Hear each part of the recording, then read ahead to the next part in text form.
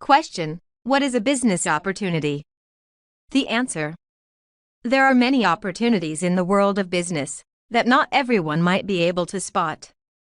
An entrepreneur should be able to spot it.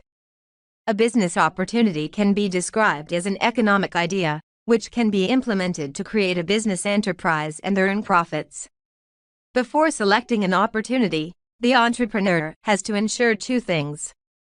1. There is a good market for the product he is going to produce.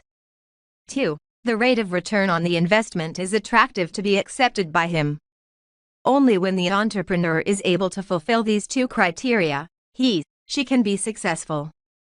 Quite often, a question arises: can all ideas be converted into opportunities? Mostly entrepreneurs conceive an idea and start their business without even analyzing the market, which often leads to satisfying their own ego, and the result is that they launch a product that has very few customers.